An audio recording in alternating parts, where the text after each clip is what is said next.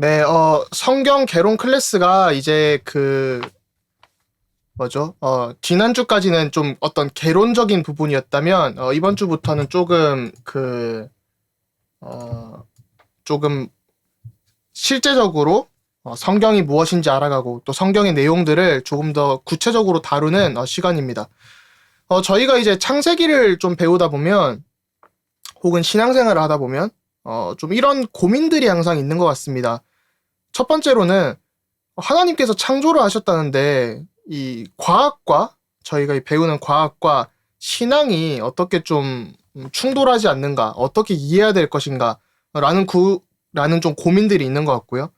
그 다음에는 종교 생활을 하는 많은 사람들이 가지고 있는 고민이고, 종교 생활을 하지 않더라도 인간이라면 다 가지고 있는 고민이, 과연 우리는 어디서 와서 어디로 가면 어떻게 살 것인가, 진짜 인생의 의미는 무엇인가, 이 고민들을 항상 좀 하고 사는 것 같습니다. 그런 점에서 볼 때 창세기는 우리 인간이 어디서부터 왔고 무엇을 하면서 살아가야 하고 어떤 존재이며 또 이 온 우주가 어떻게 창조되었는가, 지음받았는가를 좀 다루고 있습니다. 그래서 오늘 이제 창세기 개요와 또 창조서사, 인간의 창조와 그 목적에 대해서 좀 살펴볼 예정인데요. 창세기라는 제목은 먼저 히브리어로 좀 보시면 그 구약 성경이 이제 히브리어잖아요. 거의 다 히브리어입니다. 물론 다니엘서나 이런 것들은 조금 다른 언어들이 있기도 하지만 거의 이제 히브리어로 써져 있는데요. 히브리어 성경, 즉 구약 성경은 각 권의 첫 단어가 이제 제목이 되는 경우가 많았습니다. 이는 이제 저희가 지난주에도 살펴봤던 고대 근동지방이라는 그 고대 근동지방의 일반적인 전통에 해당합니다. 그래서 창세기는 히브리어로 베레시트, 혹은 더 정확하게 읽으면 브레시트라고 하는데요. 브레시트 바라 엘로힘 하샤마임 하에에레츠, 이렇게 아마 창세기 1장 1절이 주어져 있는데, 그게 바로 태초에 하나님이 천지를 창조하시니라 라고 나와 있죠. 그래서 이 브레시트 혹은 베레시트라는 이 히브리어 단어가 태초에라는 뜻입니다. 영어로 이제 in the beginning이라는 뜻이죠. 그걸 가지고 이제 이제 저희가 이 구약 성경의 첫 번째 제목을 창세기, 모든 것이 시작되었다라고 이렇게 얘기를 하고 있습니다. 이 저자는 모세고요. 그 다음에 저장 연도는 출애굽 시점을 이제 어디로 두냐에 따라 다른데 보통 이제 1400년대로 추정을 하는 것 같습니다. 주전 1400년대. 그 다음에 이제 역사적 상황으로는 창조부터 요셉의 죽음까지 이렇게 기록되어 있고, 나오는 지역으로는 이제 메소포타미아 지역, 또 가나안과 이집트가 주 무대입니다. 창세기의 목적을 조금 알아야겠죠. 이 목적이라는 것이 두 가지로 좀 살펴보면, 첫 번째로는 역사적인 목적이 있습니다. 구속사적인, 구원 역사적인 목적이라고도 할 수 있겠죠. 첫 번째로는 오직 한 분 하나님이다. 우리가 믿는 하나님은, 또 이 세상에 존재하는 신은 우리가 믿고 싶은 대로 믿는 게 아니라 오직 한 분 하나님이 세상을 창조하셨다. 그리고 우리 인간은 하나님의 형상대로 창조되었다. 그리고 남자와 여자가 창조되었다라는 겁니다. 그게 이제 창세기 1장과 2장의 주요 내용이죠. 그 다음 창세기 3장은 저희가 너무나도 잘 알고 있듯이 인간의 불순종으로 인한 타락이다. 그러니까 사단이 속여서 인간이 불순종해서 타락을 한 것입니다. 이 부분이 이제 다음 주에 창세기의 네 사건을 다루면서, 오늘 이제 네 사건 중에 첫 번째인 창조를 다루고 있는데요. 이제 타락과 홍수, 바벨탑 사건을 다루면서 이 타락이 얼마나 큰 문제인지 좀 살펴볼 예정입니다. 그 다음에는 인간의 어떤 불순종 가운데서도 하나님께서 신실하게 언약을 통해서 구원 계획을 쭉 이끌어 나가시는구나를 볼 수 있습니다.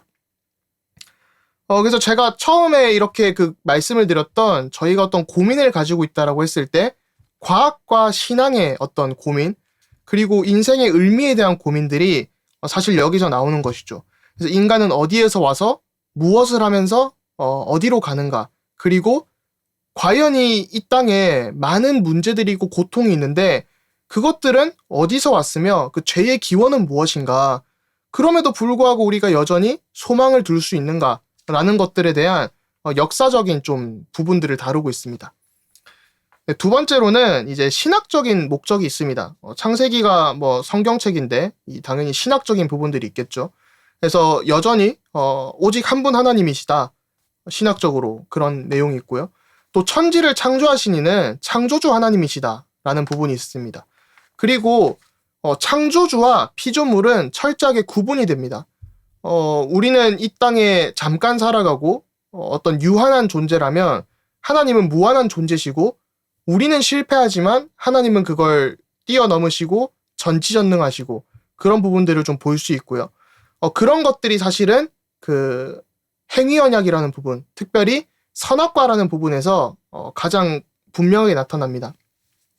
그러니까 저희가 저도 이제 대학 현장이나 이런 데서 복음을 전하다 보면 많은 분들이 그런 얘기를 하세요. 하나님이 왜 인간이 타락할 걸 아시면서도 이렇게 선악과를 만들어 두셨냐?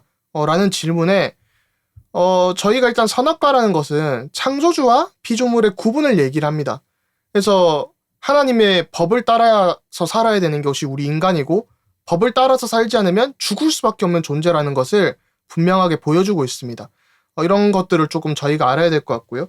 그 다음에는 타락한 인류를 구원하기 위해서 하나님께서 구원을 계획하시고 신실하게 신실하다는 말은 하나님께서는 그것을 계속해서 끊임없이 낙심치 않으시고 이끌어 가신다는 것이죠. 네, 이런 것들이 있고요.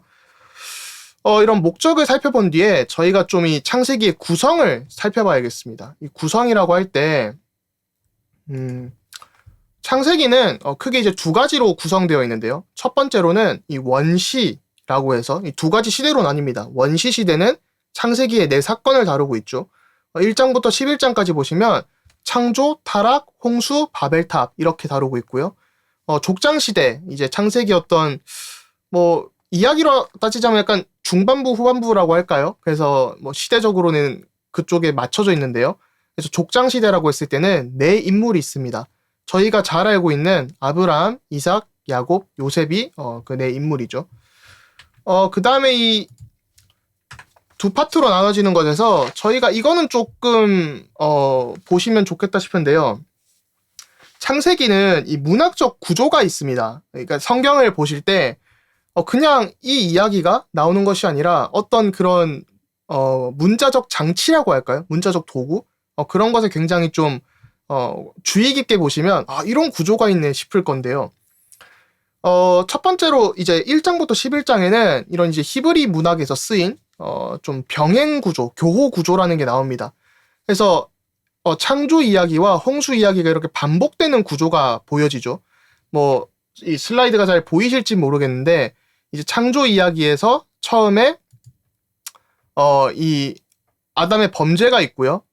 창조 이야기, 범죄, 또 동생이자 의로운 아벨이 등장하고 또 범죄한 가인의 후손, 선택된 셋의 후손, 또 타락 이런 것들이 나오고 노아에 대한 간략한 언급이 나오잖아요. 창세기 1장부터 5장을 보시면 6장부터 11장에 똑같이 홍수 이야기, 어떤 좀 노아의 범죄가 나오고 이거 이제 창세기 9장쯤 갔을 때 나오는 것이죠. 그 다음에 또 동생이자 의로운 아들인 야벳이 있고요. 그 다음에 후손이 있어요. 그 다음에 범죄한 함의 후손, 선택된 셈의 후손, 그 다음에 노아에서 데라까지 10세대, 이런 것들이 반복되어지는 어떤 문학적 구조들을 볼 수 있습니다. 이 부분은 사실 신학을 공부하는 또 성경을 공부하는 사람들에게는 좀 친숙한 내용이고 1학년 때 당연히 배우는 부분들이고 한데요. 또 약간 이렇게 하니까 중학교, 고등학교 시절에 배우는 그런 무슨 시에 대한 그런 것들 좀 뭔가 공부하는 거 같고 그렇죠. 문학적 구조에 대해서. 제가 이거 강의를 준비하면서 여러 자료들을 참고하는 가운데 세물교회 플러스라는 출판사에서 또 양질의 굉장히 고퀄리티의 이런 성경 강의를 김유한 대표님, 목사님께서 준비를 하시길래 조금 참고를 하는 과정에서 조금 이렇게 가져온 부분들이 있습니다. 그래서 어떻게 멘션을 해야 될까 싶긴 한데 이게 사실 신학을 공부하다 보면 이거 그냥 다 나오는 부분이지만 또 꼭 제가 가져온 자료에 대해서는 멘션을 해야겠다 싶어가지고요. 그 다음에 창세기의 문학적 구성에서 이 동심원 구조라는 것도 있습니다. 이건 이제 이렇게 A부터 시작해서 아까는 그냥 A부터 그 뭐 뒤에 뭐 H까지 그냥 쭉 이어지는 구조라면 이거는 이제 그냥 이 뭔가 좀 안팎으로 열렸다 닫혔다 뭐 이런 구조가 있는 것이죠. 그래서 아브라함의 이야기, 야곱의 이야기, 뭐 이삭의 이야기, 요셉의 이야기는 다 이런 구조를 가지고 있습니다. 뭐 계보가 나오고 뭐 아들의 탄생이 나오고 이렇게 가운데 어떤 중요한 내용들이 들어가게 되고요. 마우스 포인트가 잘 안 보이는 것 같아요. 아무튼 이제 이렇게 중요한 얘기들이 나오고 이런 것들이 반복됨을 볼 수 있습니다. 그래서 창세기 뭐 보시다 보면 아브라함이 그 아내를 이제 2번 팔게 되죠. 사라를 누이라 속이는데 처음에는 이제 이집트에서 애굽에서 바로에게 그렇게 하고 그 다음에는 또 사라를 누이라고 속이는 것이 뒤에 또 나오게 됩니다. 그 아비멜렉이라는 사람에게 이렇게 하는데 아비멜렉이라는 뜻은 이제 히브리어로 아비멜렉이라고 하면 히브리어로는 그 나의 아버지는 왕이다 이런 뜻을 가지고 있거든요. 굉장히 좀 황당한 이름이죠. 이런 그 문학적 구조들을 통해서 창세기 어떤 일련의 사건들이 이렇게 반복되어지는데 하나님께서 어떤 중요한 내용들을 이런 문학적 구조를 통해서도 쭉 우리가 알 수 있도록 이렇게 알려주시는구나라고 알 수 있습니다. 그래서 그냥 이런 굉장히 성경이 문학적으로도 신경을 쓰면서 저자들이 썼구나라고 알 수 있는 것이죠. 그래서 뭐 사실 성경을 읽으실 때 그냥 뭐 다 이런 거를 분석을 하실 필요는 없지만 또 이유는 없지만 이런 어떤 문학적 장치들이 굉장히 발달되어 있었다라고 정도만 아시면 될 것 같습니다. 이게 또 성경 전체에도 해당을 합니다. 이 부분 같은 경우는 이제 그 뭐 김여한 목사님께서도 그걸 말씀을 하셨지만 제가 알기로는 또 그 위튼 대학교 미국 시카고의 그 근교 지역 서버브 지역에 보면 이 위튼이라는 동네가 있어요. 위튼 대학교에 그 존 월튼 교수님이 이렇게 좀 주장을 하시고 그 다음에 그 웨스트민스터 신학대학원에 저기 G.K. 빌이라는 그레고리 빌 박사님께서 주장을 또 하시죠. 저희 교회에서는 이제 김일권 목사님께서 그레고리 빌 밑에서 제가 알기로 석사 받으신 것으로 알고 있는데 좀 그런 구성들이 있습니다. 아무튼 학계에서는 이렇게 얘기를 하는데요. 창세기 1장부터 3장에 어떤 우주 성전이 이렇게 나오잖아요. 이게 우주 전체가 하나님의 성전이라고 얘기를 하고 창조세계, 피조세계가 하나님의 성전이다. 이건 굉장히 좀 맞는 주장인 게 고대 근동뿐만 아니라요. 사실 그 요한 칼빈 같은 경우도 이 피조세계 자체는 하나님의 영화관 같다라는 표현을 했습니다. 이제 띠어러라는 표현을 쓰지만 저희가 어떤 하나님의 극장이다라는 표현인 것이죠. 그러면서 우리 인간의 의미가 이런 하나님의 창조 세계에서 이 피조물 가운데서 역할이 있습니다. 그래서 이제 그 다음은 이제 어떤 지상 성전, 저희가 이스라엘의 성막이나 이런 걸 보게 되고요. 결국 그런 것들이 다 무너지고 했지만 참된 성전인 예수 그리스도가 나오고 그리고 예수 그리스도를 이어서 예수 그리스도께서 세우신 그 저희 어떤 지상 성전이 다시 나오게 되죠. 그것이 바로 교회입니다. 우리 신자들이고요. 그리고 재창조 때 요한계시록 뭐 22장 이런 걸 보시면 결국에 하나님의 성전이 다시금 재건되고 모든 것이 회복되고 재창조될 것이다. 이렇게 되는 것이죠. 그래서 저희가 이 역사를 볼 때 역사의 구속사적 관점, 하나님께서 그리스도를 중심으로 모든 것을 이끌어 가시는구나. 하나님이 이런 성전과 성막을 중심으로 모든 것을 이끌어 가시는데 그 핵심에는 예수 그리스도가 있고 교회가 있구나. 이걸 좀 보실 수 있어야 됩니다. 네, 그러면서 그 창세기의 이제 창조 서사를 좀 보시면요. 창조의 몇 가지 특징이 있습니다. 첫 번째로는 하나님께서 천지를 창조하셨다는 것이죠. 그 다음 두 번째로는 무에서 유를 창조하셨다입니다. 이걸 뭐 라틴어로는 이제 크레아티오 엑스 니힐로라고 해가지고 그냥 관용 어구처럼 뭔가 좀 그 뭐라도 사자성어 마냥 신학에서는 외우고 있는 라틴어 중 하나인데요. 하나님께서 무에서 유를 창조하셨다. 그러니까 어떤 있는 것에서 하나님께서 만드신 게 아니라 무에서 유를 창조하셨다. 이 얘기를 합니다.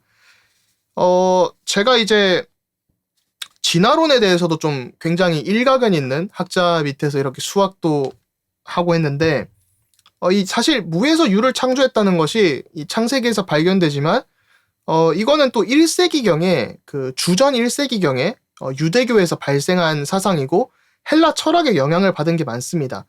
특히 제2 마가비서라고 하는 저희가 이제 첫 시간에 외경 이런 걸 살펴봤었죠. 외경, 위경, 정경 이런 게 있다 했을 때 외경에 해당하는 제2 마가비서에 이 무에서 유를 창조하는 그런 부분들이 있기 때문에 이건 좀 뒤에 이제 창세기 자체보다는 뒤에 이렇게 유기적으로 발전된 교리다라고 이해할 수 있습니다. 그리고 이 창조의 특징은 하나님께서 다른 것으로 창조하신 게 아니라 말씀으로 창조하셨다라는 것이죠. 말씀으로 창조하셨다. 이게 굉장히 큰 의미를 가지고 있습니다. 또 하나님의 형상대로 인간을 창조하시고 하나님의 통치 대행자로서 인간을 창조하셨다라는 것인데요. 이 부분에 있어서 이제 조금 디테일하게 살펴보도록 하겠습니다. 이 창조라는 것은 히브리어로 하면 그 바라라는 단어가 쓰였는데요. 바라. 아까 제가 브레시트 바라 엘로힘 이렇게 했을 때 태초에 하나님이 만드셨다, 창조하셨다 이런 뜻이 되는데요. 이 바라라는 그 히브리어가 여러 사전이나 또 학자들의 의견을 보면 어떤 좀 물질적인 창조의 의미보다는 그 고대 근동 의미에서 볼 때 어떤 기능과 역할을 부여하는 의미가 컸다라고 이해를 합니다. 그러니까 어떤 저희가 물질적으로 내가 무엇을 만들었다, 흙에서 오늘 모래성을 만들었다 이런 것이 아니라 어떤 기능과 역할을 부여했다라는 것이죠. 그래서 어떤 아담이 이제 이름을 지어 붙이잖아요. 피조물들에게 이름을 지어 붙이고 이런 부분들이 사실은 어떤 기능과 역할을 부여하는 그런 일들이 이 고대 근동 문화에서는 있었습니다. 그리고 고대 근동의 신들은 이 좀 각자 특징들이 있었어요. 바람의 신, 불의 신, 비의 신, 땅의 신 이런 것들이 있었고요. 도덕성이 일단 좀 없었습니다. 그리고 신들의 영역이 어떤 마술이나 부두술, 주문 등으로 이렇게 조정이 될 수 있었죠. 그런데 여호와 하나님은 이렇게 조정되는 것이 아니라 하나님께서는 말씀의 신입니다. 그러니까 고대 근동의 신들이 어떤 영역들을 각자 담당을 했다면 여호와 하나님은 그런 것들을 넘어서 그런 것들이 있지 않고 굳이 있다면 말씀하시는 하나님이시다. 그래서 저희가 요한복음 1장 1절에 그 말씀이 육신을 입고 이 땅에 오셨다. 그게 예수 그리스도다. 이 얘기라는 것이 그냥 그 어떤 로고스라는 이성의 부분들, 또 헬라 철학을 이해시키기 위한 그런 장치들도 있지만 고대 근동의 문화를 볼 때도 하나님께서는 말씀하시는 하나님이시다. 그리고 말씀 어떤 효과를 나타내게 되죠. 이게 현대 철학에 들어서 특히 프랑스 철학을 보시면 이런 것들이 요즘 계속 연구되어지고 있는데요. 발화 수반 행위 이런 것들이 있습니다. 발화 철학 이런 것들이 있는데요. 제가 예를 들면 이제 불이 났다 했을 때 불이야라고 할 수 있겠죠. 그럼 그 불이 난 상황을 보고 불이라고 했을 텐데 그러면 그걸 들은 사람들이 결국은 어떤 불이 났다는 것을 인지를 하고 그럼 이제 불이 났으니까 도망을 가야겠죠. 거기 탈출을 하는 그런 이 말씀을 한다는 것이 그냥 말하는 것이 아니라 어떤 그 효과들을 이렇게 그 전달하고 이끌기 위해서 말씀이 주어지는 것이죠. 그런 것처럼 하나님께서는 말씀을 하셔서 이 세상을 창조하시고 지금도 매주 우리에게 말씀을 주시면서 매 순간 말씀을 통해서 우리를 인도해 가십니다. 그렇기 때문에 우리가 이 성경을 배우고 또 주일 강단을 통해서 예배를 회복하고 말씀을 순종하는 것이죠. 그래서 이 말씀에는 사실 굉장히 큰 의미들이 있습니다. 물론 또 히브리서 4장 12절 같은 걸 보면 이 말씀이 정말 능력이 있구나 이런 것들도 알 수 있고요. 그러니까 무엇보다 말씀을 통해서 세상을 창조하셨다. 이게 중요한 것이죠.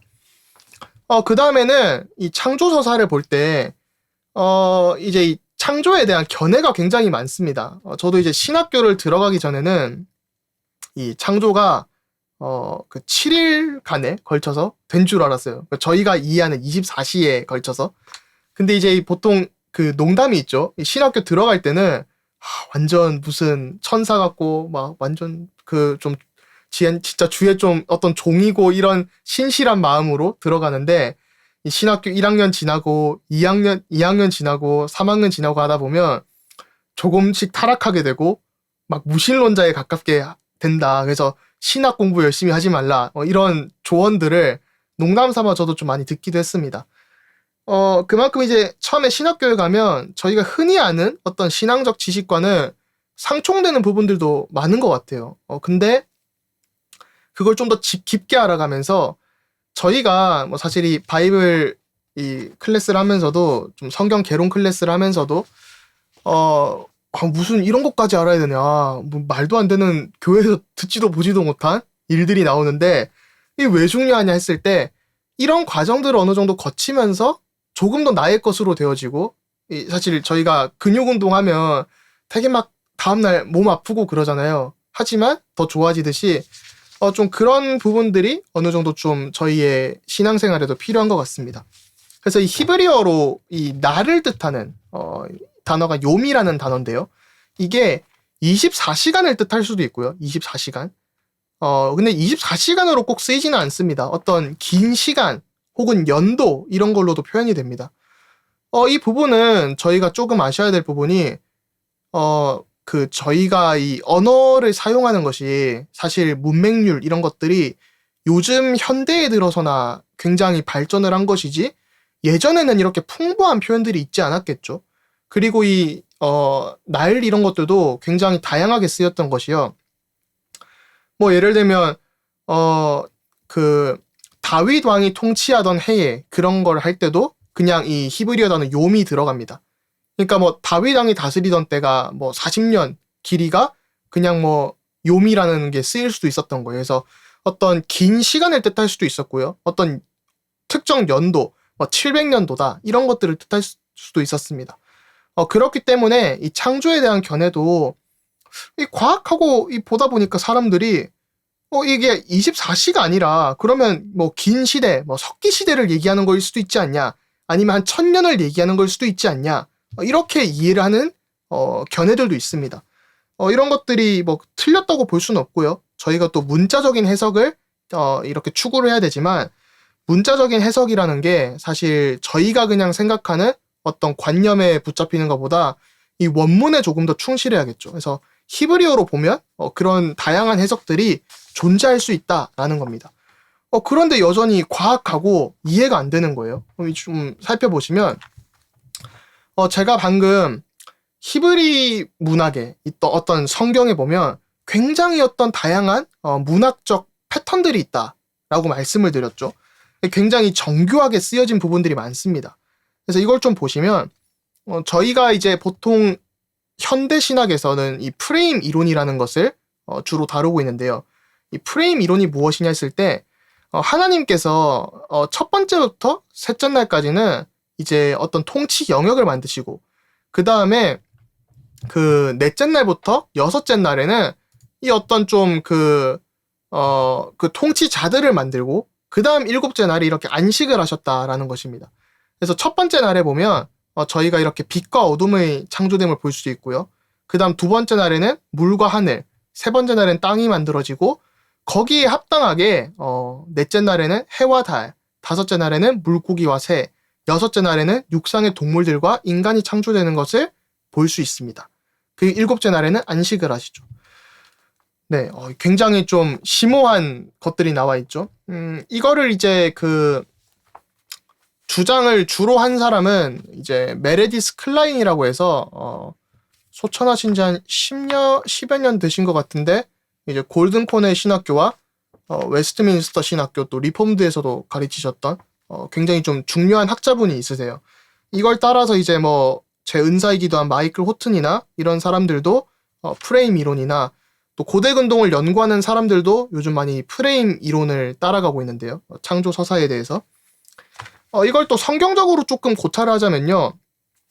제가 따로 슬라이드는 준비 안 했는데 성경을 펴셔서 창세기 2장을 읽어보시면 2장 4절부터 8절을 보시면 이 창조의 내력이 반복이 됩니다. 그 창세기 1장에서 창조가 나왔는데 2장에 똑같이 반복이 됩니다. 2장 4절부터 8절에요. 그걸 보시면 특별히 2장 5절에 보시면 여호와 하나님이 땅에 비를 내리지 아니하셨고 땅을 갈 사람도 없었으므로 들에는 초목이 아직 없었고 밭에는 채소가 나지 아니하였으며 라고 이제 나와 있습니다. 그러면서 이제 7절에 보시면 하나님께서 땅의 흙으로 사람을 지으시고 생기를 그 코에 불어넣으시니 사람이 생명이 된지라 라고 나오거든요.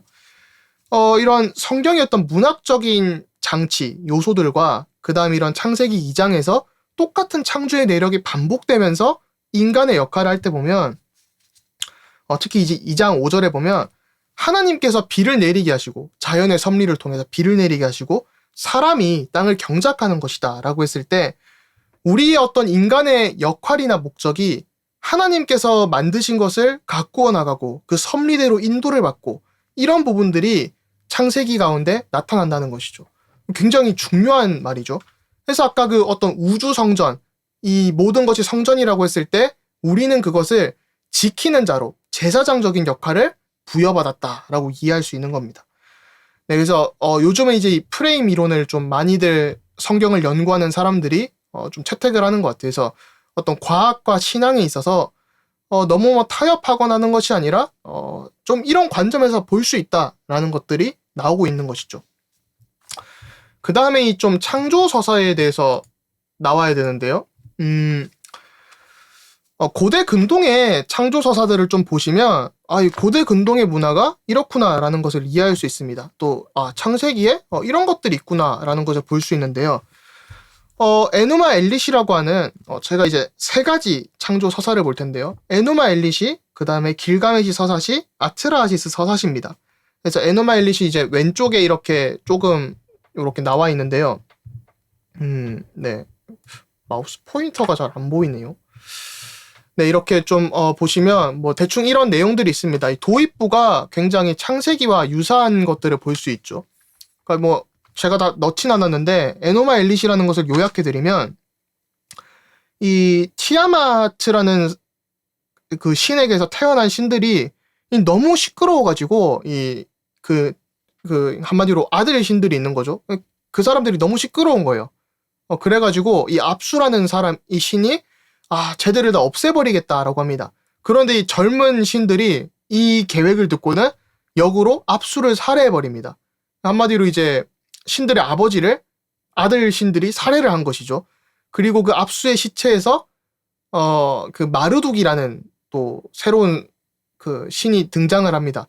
그리고 마르둑이 그 어머니인 티아맛을 죽이고 그거를 절단을 해서 이 우주를 창조했다라는 것이 에누마 엘리시입니다. 굉장히 아까 말씀드린 것처럼 이 굉장히 고대 근동의 신들은 폭력적이고 비도덕하고 어떤 이런 다신론적인 부분들이 많았습니다. 네, 그 다음에 좀 이런 길가메시 서사시를 보면요. 반신반인의 이 길가메시가 이제 이 길가메시가 있는데 길가메시를 죽이려고 괴물 엔키두라는 것이 파송됩니다. 그래서 길가메시랑 엔키두랑 막 싸우게 되는데 근데 이 길가메시랑 엔키두가 싸우는데 승부가 안 나요. 그래가지고 길가메시랑 엔키두가 이 절친이 됩니다. 소위 말해 이제 깐부가 된 거죠. 그랬는데 엔키두가 어느 날 죽게 됩니다.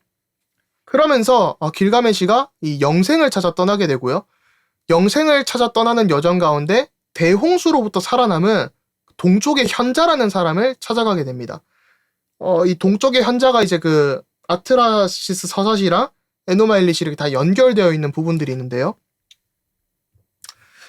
그 현자를 만나서 이 영생의 풀을 구했는데 오는 도중에 뱀에게 빼앗기게 됩니다. 그래서 결국 영생하지 못했다 이런 얘기가 나오는데 이게 유사한 점은 이제 대홍수 얘기, 또 영생에 대한 얘기, 뱀에 대한 얘기, 한마디로 이 창세기 3장과 6장의 얘기들과 굉장히 유사한 부분들이 있죠. 그 다음에 또 다른 고대 근동의 창조 서사로는요, 아트라하시스 서사시라는 것이 있는데요. 사실 뭐 이렇게 보시는 것도 있지만 뭐 책으로 사셔 보셔도 되고 네이버나 구글에 치셔도 다 나오는 내용들입니다. 아트라하시스 서사시 같은 경우는 이제 신들이 자신들의 노동을 덜기 위해서 인간을 창조했고, 근데 이 인간들이 너무 시끄러우니까 홍수로 쓸어버리자. 근데 이 대홍수 계획을 어떤 신이 볼 때 너무 좀 그렇다 해서 한 인간에게 이 방주를 만들도록 지시를 하는 내용들이 나옵니다. 그래서 저희가 알 수 있는 것은 이 고대 근동 문화를 볼 때 창세기와 이 어떤 그 창조 서사들이 굉장히 유사한 점이 있으면서도 차이점이 있구나. 이거를 대충 좀 아실 수 있는 그런 것이죠. 근데 이 유사점들을 보면서 어떤 신학자는 이제 그런 얘기를 했어요. 결국은 고대 근동의 문화를 성경이 이렇게 활용을 해서 한 게 아니냐.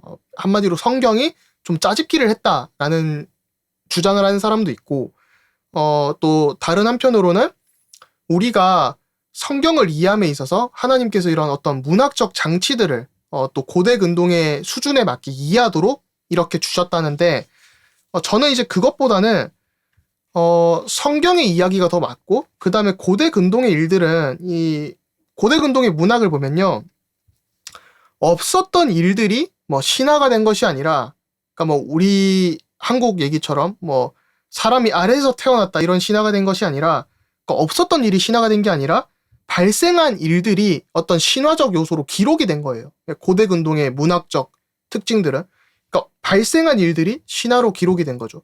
그렇기 때문에 이런 다양한 스토리들이 좀 주어졌다라고 이해를 합니다. 그래서 하나님께서 어떤 그 시대의 문화에 맞게 이해를 하도록 주신 것도 있지만, 저희가 더 근본적으로 봐야 될 것은 하나님께서 이 세상을 만드셨구나를 더 봐야 됩니다. 그 다음에 이제 인간의 창조에 대해서 나오는데요. 인간의 창조는 하나님의 형상대로 창조가 되었습니다. 그래서 창세기 1장 26절을 보시면 우리의 형상을 따라 라고 나오죠. 여기서 우리라는 것은 결코 뭐 의도치 않게 쓴 것이 아니라요, 철저한 의도에 따라 쓴 건데요. 뭐 오타도 아니라는 얘기입니다. 히브리어로 1장 26절을 보면 분명하게 1인칭 복수형이 쓰입니다. 그래서 우리의 형상을 따라 할 때 이 삼위일체 하나님에 대한 어떤 힌트가 되어지는 것이죠. 창세기 1장부터 삼위일체 하나님은 등장을 하십니다. 그 다음에 이 인간의 창조에서 하나님의 형상이라고 하는 것은요, 영적이다 라고 이해를 하는데, 이 영적이라는 부분에 아리스토텔레스의 그 철학에 따라가면 영적인 영혼의 3요소에는 지정의가 있습니다. 지성과 감정과 의지가 있다는 것이죠. 그래서 우리가 이런 존재로 창조되었고, 또 존재론적으로 굉장히 존엄한 존재고요. 그래서 인간의 생명은 소중하다라는 것이고, 또 관계적으로는 하나님과의 관계, 피조물과의 관계를 갖습니다. 여기서 하나님과의 관계가 있고, 피조물과의 관계라는 것은 이웃간의 관계, 또 피조물들, 뭐 예를 들면 동물이라던가 이런 것들과도 관계를 맺는다라는 것이죠. 그 다음에는 언약적 관계가 있습니다. 사실 이게 가장 중요한 것 같아요. 하나님의 통치 대리자로서 우리가 언약적 요소를 받았다라는 것입니다.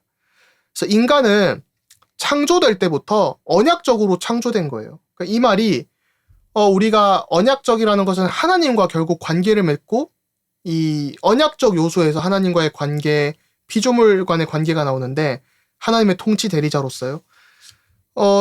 언약적 관계는 어떤 뒤에 추가된 것이 아니라 우리가 만들어진 그 처음부터 그 자체가 언약적 존재라는 겁니다. 그래서 우리는 하나님의 통치 대리자로서 지음받았다라는 것이죠. 그래서 이제 이 부분을 조금 더 살펴보면요. 인간의 이런 창조 목적이 성전의 관점에서 저희가 볼 때 우리는 이 땅을 가꾸어가는 제사장입니다. 제사장이라는 것이죠. 여기서는 지배권, 왕권, 또 제사장적인 직분으로 어떤 제의적 요소들이 있고요. 그 다음에 이 성전의 기초는 어떤 좀 공의와 공평, 또 진리와 의, 거룩함과 선함이라는 어떤 윤리적인 요소가 있습니다. 그 다음에는 이 영광과 물리적인 아름다움이라는 성전의 미적 요소가 있겠죠. 그래서 저희가 어떤 이렇게 성전을 보면서 우리가 이 땅을 가꾸어가는 제사장으로, 언약적 존재로 처음부터 이렇게 지음을 받았는데, 그것들이 우리가 어떤 이 땅을 다스리고 가꾸어가고 지배하고, 그러니까 생육하고 번성하고 다스리라라는 그 문화 명령 안에 이런 어떤 제의적 요소, 또 우리가 윤리적으로 공의와 공평을 추구하고 또 진리와 선함을 추구하는 그런 윤리적인 요소, 그 다음에는 이 세상을 아름답게 가꾸어서 하나님께 영광을 돌리고자 하는 우리 인간의 가장 그 근본적인 목적인 하나님을 영화롭게 하고 즐거이 누리는 그런 미적 요소들도 포함되어진다는 것입니다. 네, 그래서 하나님의 자녀가 된다라는 것은 이런 축복들이 잃어버렸는데 이제는 회복되어졌다라는 것이죠. 그래서 이제는 우리가 피조물에게 통치받고 피조물을 숭배하는 그런 우상 숭배에서 벗어나서 피조물을 다시금 다스리고 그걸로 하나님을 영화롭게 하고 우리가 정말 의롭게 살고 또 정말 우리가 여러 가지를 아름답게 가꾸어서 하나님께 영광 돌려드리는 그런 어떤 제의적, 윤리적, 미적 요소가 회복되어진 것이 바로 이 하나님의 자녀된 축복이라는 겁니다. 그래서 언약적 관점에서 우리는 하나님께서 우리를 왕의 대리인으로 이 땅을 가꾸어가는 제사장으로, 그러니까 왕 같은 제사장이 딱 연결되죠. 그리고 하나님의 아들로 부름받았다는 것입니다. 그리고 하나님의 언약의 사자로서, 선지자로서 이렇게 부름받았는데요. 그것은 우리가 하나님의 말씀을 따라 행동하고 하나님의 말씀을 증거하고 이 땅에서 이끌어 나가는, 이꾸어 나가는 그런 일들을 저희가 이렇게 부름받았다라고 볼 수 있습니다. 그 다음 좀 끝으로는요, 성전에 대해서 조금 봐야 될 것 같습니다. 성전에 대해서 보시면, 저희가 뭐 에덴 동산의 위치를 가끔 물어보시는 분들이 계세요. 물론 좀 궁금하죠. 대충 뭐 알아보시면, 현재 대충 이라크 지역이다. 그러니까 메소포타미아 문명의 그 강들 이렇게 계산을 했을 때 보면, 한 이라크 정도 되겠다. 라는 계산이 나옵니다. 근데 이 실제적인 좀 위치보다는요, 저희한테는 이 의미가 더 중요한 것 같습니다. 이 의미를 보시면, 그 창세기 2장 10절부터 이렇게 14절까지 보시면, 강들이 이렇게 나오면서 강이 이렇게 흐르면서 어떤 순금이 있고 진수도 있고 뭐 그런 것들이 보여지게 됩니다. 뭐 금이 있고 이런 것들이 나오는데, 여기서 보시면 이제 성막과 유사한 걸 볼 수 있죠. 성막에서, 성전에서 흘러나오는 물이 에덴 동산에 이렇게 물이 들어가고 그것이 이제 세상으로 이어지게 되는, 그걸 우리가 경작하고 다스리는 축복을 받았다. 이런 것을 볼 수 있습니다. 그런 걸 볼 때, 우리가 하나님께서 만드신 것을 우리가 지켜나가는 것이 사명이 있구나. 우리가 예배를 드릴 때 받는 은혜가 정말 강과 같이 이 땅에 흘러나가고 우리가 이런 물질들로 하나님을 영화롭게 하고 그것이 세상에서 지켜지는 사명을 볼 수 있는 것이죠. 그래서 에덴 동산의 어떤 그런 의미와 좀 이런 것들을 묵상하는 것도 필요하다라는 생각이 듭니다. 그 다음에 이제 인간의 창조를 보면요. 이 안식이라는 것이 6일이라고 하나님께서도 이 쉬는 걸 보여주시잖아요. 그래서 저희가 안식이라는 것은 기독교에게만 해당하는 것이 아니라 사실은 인간에게 자연법적으로, 도덕법적으로 인간의 창조 원리가 일을 하고 쉬어야 된다. 열심히 일하는 것도 중요하지만, 그러니까 하나님께서 주신 사명을 감당하는 것도 중요하지만 충분한 쉼과 휴식이 있어야 된다. 그 예배를 드리면서 쉬어야 된다라는 것이 나오게 됩니다. 그 다음에는 남자와 여자를 창조하셨다라고 할 때, 인간은 다른 사람에게 어떤 의지할 수밖에 없는 존재라는 것이죠. 우리가 인간에게도 의지하지만 결국 우리의 영원한 안식은 하나님께로부터 오는구나. 우리의 도움은 여호와 하나님께 오는구나. 그걸 더욱 묵상해야 되고요. 또 남자와 여자라는 것이 서로 돕는 역할로 동등하게 창조됐구나. 그러니까 순서의 차이가 있을 뿐이지 남자가 뭐 대단하다 이런 것이 전혀 아니다라는 것이죠. 또 여자가 더 대단하다. 그래서 뭐 일련의 최근에 이제 뭐 페미니즘이라던가 여러 이런 갈등들이 있지만 우리가 그런 갈등들을 넘어서 서로 돕는 역할로 창조가 됐구나. 이걸 더 볼 수 있어야 되고요. 또 결혼이라는 것은 이 돕는 배필이라는 것이 영적으로, 도덕적으로, 또 육신적으로 이 서로 부족한 부분들을 메꾸어가고 다른 사람을 서로 의지하면서 하나님이 주신 축복을 누려야 된다라는 것입니다. 그래서 좀 정리를 하자면요.